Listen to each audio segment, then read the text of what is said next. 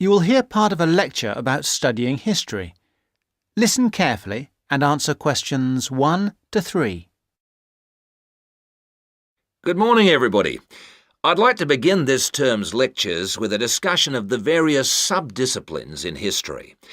Before I do that, though, can I refer you to the handout you picked up on the way in? It deals with two general topics. The first is, why study history? And the second is, what is history? Neither of these questions has an easy answer. In fact, people have been asking these questions for as long as history has been studied. However, as you are mostly new students to this subject, and we have some students of economics with us also, I feel you should have some background to these basic questions. Anyway, it's all in the handout. I might add that, for me personally, the most important reason for studying history is that I find it exciting. Our ancestors can remain, if we want them to, a mystery, a closed book, a blackness that we never see into, or we can come to know what motivated them and discover how that led to the world we live in today.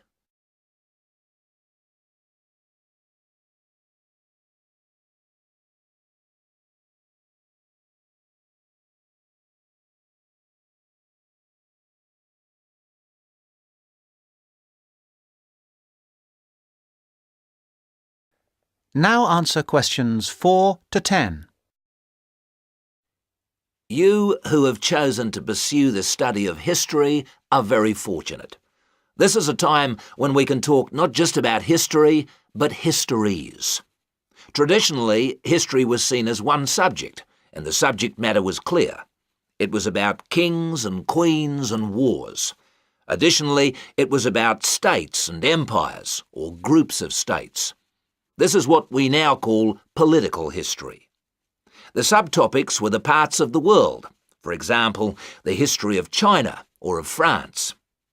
History has moved on somewhat, and we can learn a lot about current views of history by looking at the proposed lecture topics in our leading universities. In fact, you'll see that even the simplest definition of history, that it is about what happened in the past, is up for grabs. Some of the more, how shall I put it, progressive areas of study are as much about what should happen in the future. One example of this is the field of postmodern history. Likewise, feminist history looks at the past to make sure the future will be different, and it uses the past to assist in its efforts to make the future as it wants it to be. Somewhere in the middle of these two extremes lie a range of areas of study which have developed over the modern period, replacing the traditional idea of political history. These are by now mostly well established. You can study social history or economic history. Social history asks about the ordinary people and their lives, not just their daily lives, but their contribution to changes in our society. Ordinary people have desires and wishes which they try to put into effect, and this has a massive effect on social development which was not fully understood in the traditional study of history. By the way, one area of traditional history which I forgot to mention, but which has had a resurgence of interest in recent years, is the area of military history. This was, of course, of great practical use in more violent times, and unfortunately has become of increasing use and interest, academically and practically, in our own times. By the way, there is a new series of lectures on military history in our department, as if to demonstrate the truth of what I've just said. Ethnic and multicultural history are further examples of kinds of history which, like social history, differ from the traditional forms. Ethnic history is a modern concern which concentrates on the value systems and beliefs of a people, usually a minority people, which were ignored in the rapid forward march of the rich and powerful nations and states. How various ethnic groups live together and how their traditions change and develop is the subject of its contemporary cousin, multicultural history. In sum, as I said, you are fortunate to have such a wide choice of things to study in the fields of history. Choose wisely. And finally, it only remains for me to wish you good luck in your studies.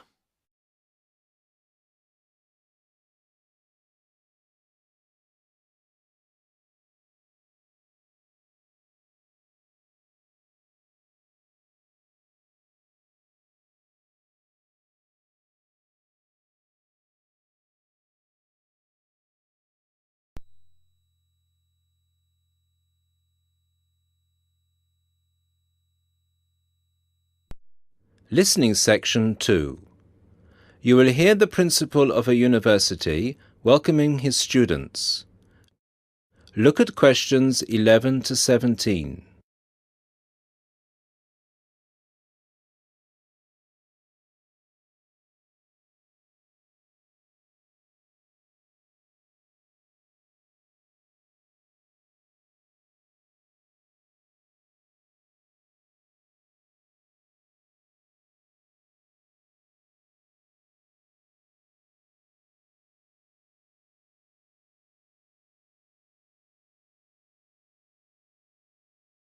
Listen to the first part of the lecture and answer questions 11 to 17.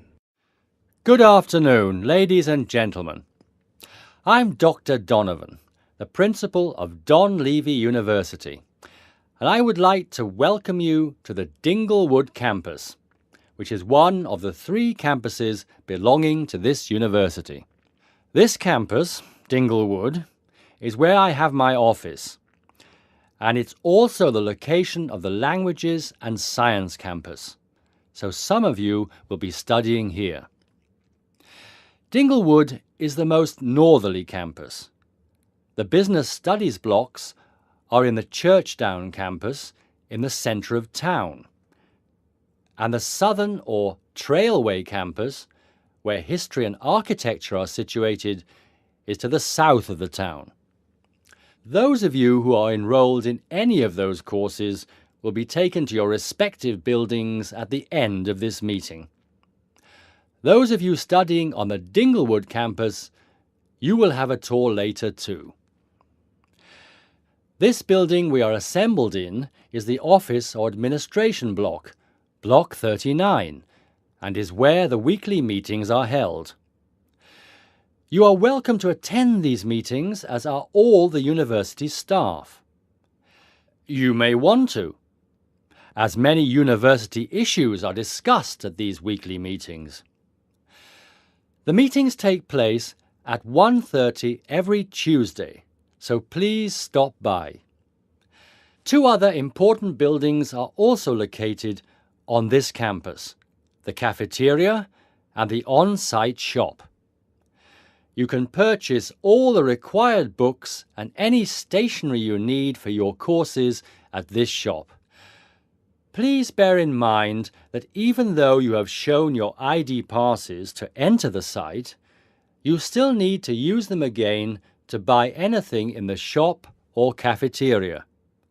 This is for security reasons. Now look at questions 18 to 20.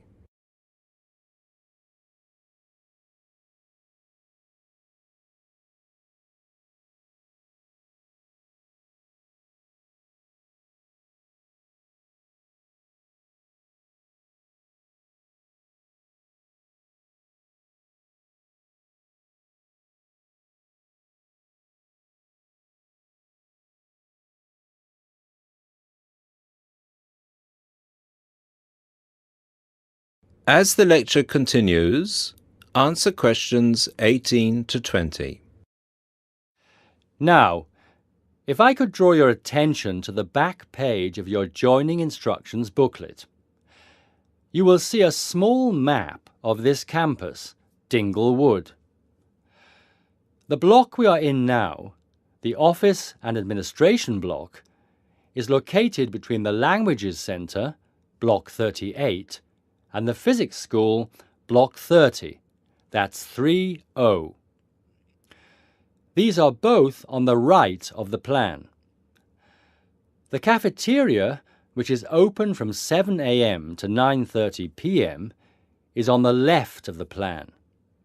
It is between the Chemistry block, number 35, and the University shop, Block 33.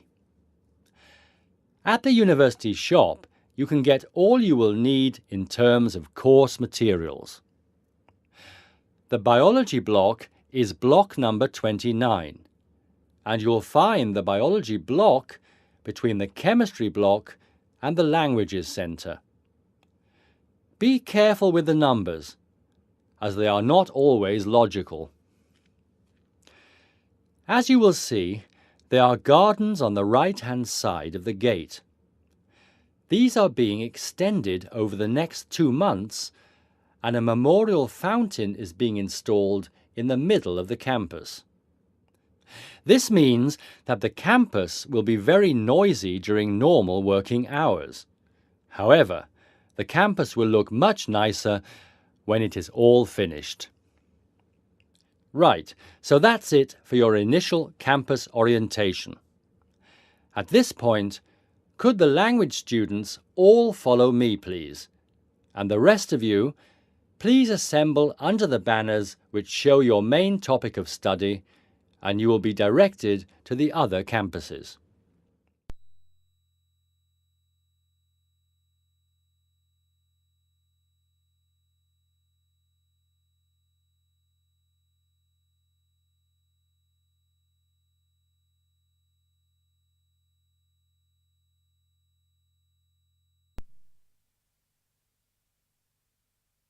Test 1, Section 3. John has applied to train as a teacher and is being interviewed. In this stage of the interviewer will discuss John's previous studies and work experiences.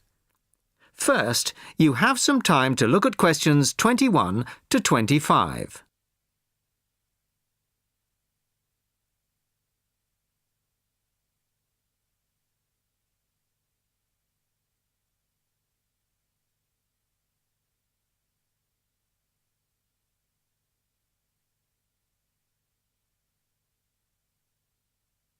Listen carefully to the first part of the conversation and answer questions 21 to 25. Hello, come in and take a seat. You are John Evans? Yes, I am. Well, as I'm sure you're aware, the purpose of this part of the interview is to go over your CV and talk a little further about your previous studies and experiences. Yes. So, your first degree was in French, of course? Yes, with a minor in film studies. An interesting combination. Mostly French films, presumably? Well, European cinema in general, but with a bias towards French cinema. And your degree took 4 years? Yes. In the third year, I was an exchange student at Bruges University in Belgium. I was there for a full academic year, 9 months. Right. Well, you graduated 2 years ago, and then you took some time out, as it were. Yes, I spent 6 months as a volunteer working on restoring historic buildings in France. Was that with a well-known organisation? They're called restoration vacations here, but they operate under different names in several countries. I think they're quite well known. So, it was a 6-month vacation, really? No, I went for a week, but really liked it, and I got asked to stay on as a translator. Because I could speak French quite well, it was my job to liaise between the owners of the buildings and the English-speaking volunteers. That must have been a very enjoyable experience. Before you hear the rest of the conversation, you have some time to look at questions 26 to 30.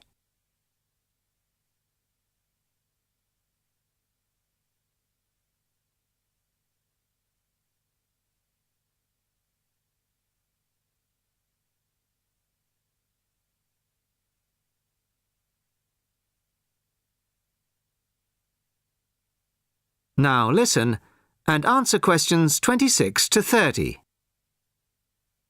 Well, it was certainly a very enjoyable experience to begin with, but after the first 3 months or so, I actually got a bit bored.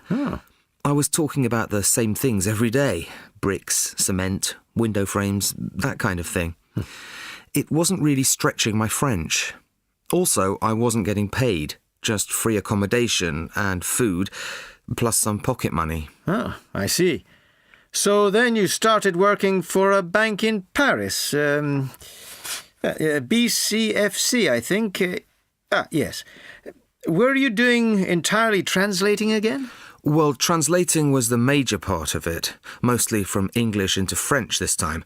Official documents, letters, that kind of thing. Much more challenging. but I was also in charge of coordinating the translation work going on in the bank's offices in Switzerland, Belgium, and other parts of France. Huh. What did that involve? It was simple, really. I just had to keep track of what had been translated in each office, to save wasting time having the same document translated twice in different offices. So, you stayed there for a year and a half, and then you left. Why was that? Simple, to apply for this course. I see. Why give up a secure job in Paris to train as a teacher here? I've always imagined that I'd be a teacher, really. I loved being in Paris, but I wouldn't want to spend the rest of my life working for a bank. Huh. Do you think your experiences in France will help you as a teacher of French? It certainly helped my French, and my experiences certainly gave me a much better understanding of French culture, although that may not be of enormous use when it comes to standing up in front of a class of British 13-year-olds. Perhaps not. Thank you very much. The next stage of the interview will be conducted by my colleague in room 207. That is the end of section 3. You now have half a minute to check your answers.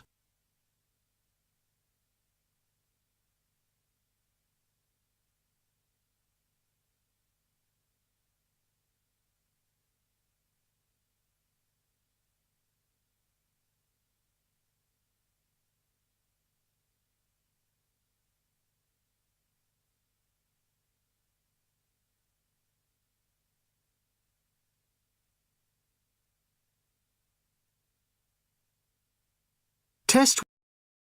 Now turn to Section 4. Section 4. You will hear a talk given by a lecturer in the Environmental Studies Department on agriculture and environment. First, you have some time to look at questions 31 to 40.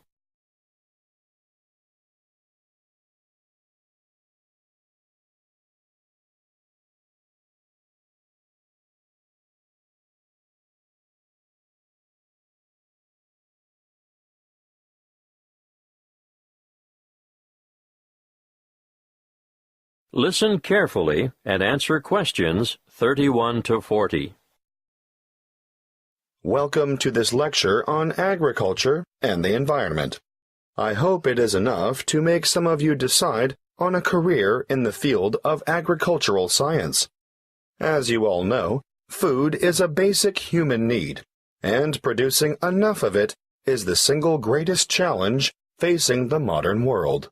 Developing nations have rapidly expanding populations, so agriculture should be central to any development agenda for those countries.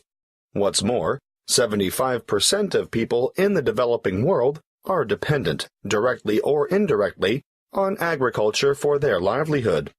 And for many low-income countries, it's the most important sector of the economy, accounting for 50% of GDP, and sometimes it's the primary, if not only, source of foreign currency. Now, of course, when I talk about agriculture, I am using the term to encompass more than just growing food crops. Of course, livestock farming, fishing, and forestry are included. In order to combat wide-scale food shortages, agricultural research programs are underway in many areas. Using science is one way to increase productivity. But, a word of warning, agriculture must also be sustainable. Let's look at approaches that are not sustainable. Firstly, overgrazing and intensive cropping are two ancient but destructive practices that lead to loss of soil fertility. Secondly, the modern idea of liberal application of chemical pesticides and herbicides has had disastrous consequences for the health of the land, ranging from the pollution of water sources to the destruction of wildlife. These practices have ignored the mechanisms that sustain ecological communities. Ignorance has led to the destruction of the very biodiversity that is essential for sustainable food production. However, introducing new agricultural techniques, especially things like genetic engineering, can be difficult because many people remain suspicious of the fact that plants have had their genetic material modified by scientists. Biotechnology has also led to the dubious practice of bioprospecting, or, as some prefer to call it, biopiracy. Foreign multinational companies have been accused of illegally obtaining samples of indigenous plants of other countries in order to get their hands on genetic material to improve the quality or yield of their own crops. We must put aside the controversy surrounding the field of agricultural biotechnology in order to concentrate on the biggest threat to food production on this planet, which is, yes, climate change. The effects of global warming so far have been to shrink the food supply, thereby pushing up prices and making even the most basic necessities unaffordable. As I see it, the international community must address this and other challenges to agricultural production with urgency. Concrete scientific and technological achievements need to be presented for farmers to evaluate and learn to use, but, apart from that, governments need to address the complex issues of policy development if the world's hungry are to be fed. Environmental policies need to be put in place to protect ecosystems and correct soil degradation where possible. Countries cannot continue to exploit natural resources whilst ignoring the consequences. In fact, I'd like to see teams of agriculture and environment experts making up a global network which would monitor the world's farming systems. Different farming systems should be studied not only with a view to analyzing the environmental effects, but the social and economic effects as well. The studies would be carried out with a view to stemming pollution and erosion and promoting safe, cost-effective practices that will guarantee a secure food supply in the future. Monitoring sites would need to be set up all across the world and data collected in a systematic way. Of course, building the online infrastructure for such a project would cost millions of dollars, and there would be ongoing costs involved with the monitoring system.